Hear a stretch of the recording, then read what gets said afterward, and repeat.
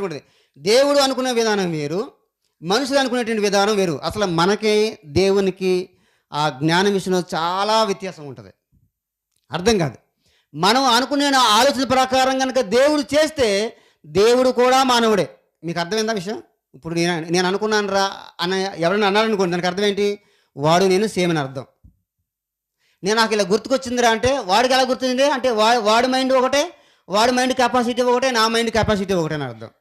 నేను కాకుండా నాకు విచిత్రంగా ఆలోచించగలిగితే, దానికి భిన్నంగా ఆలోచించగలిగితే అప్పుడు నాకంటే గొప్పడవుతాడు.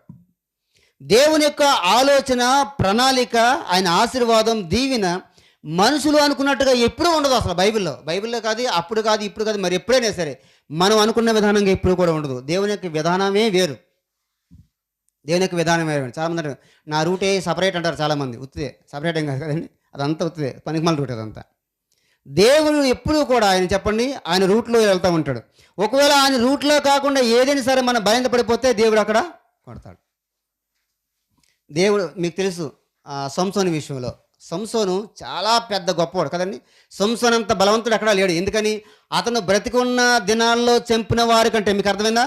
అతడు బ్రతికి ఉన్నటువంటి దినాలలో చంపిన వారి కంటే కూడా అతను ఒకే ఒక రోజు చచ్చిపోయే సమయంలో ఎక్కువ మందిని చంపాడు. తెలుసా? అదంతా చెప్తే అదొక ప్రసంగం. మళ్ళీ ఏం జరిగిందంటే, ఆయన దేవుని నమ్ముకున్నాడు. దేవుడు నీకు బలం ఇచ్చాడయ్యా, నీకు నాదిరి చేయవద్దని చెప్పి దేవుడు అలాగ చెప్పిన తర్వాత, సరే చాలా కాలం అయిన తర్వాత అతడు ఒక పాపంలో పడ్డాడు. అంటే దెలీలుని ప్రేమించాడు.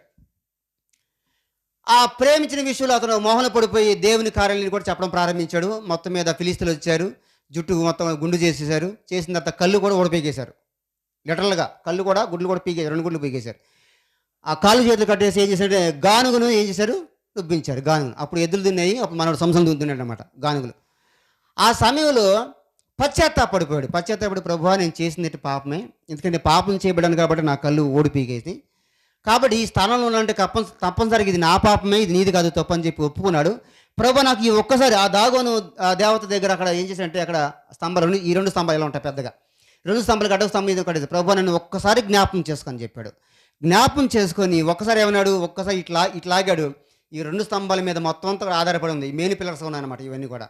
ఆ 2 స్తంభాలు లాగానే మొత్తం అంతా కూడా కూలిపోయింది. మీరు బైబిల్ చూడండి తర్వాత, ఇంటికి వెళ్ళిన తర్వాత. అతను బ్రతికి ఉన్నటువంటి దినాల్లో చంపిన వారి కంటే కూడా ఆ రోజు ఎక్కువ మంది చచ్చిపోయారు. సరే, ఈ స్టోరీ అంతా నేను ఎందుకు చెప్పానంటే, అతడు బలవంతుడిగా ఉన్నాడు.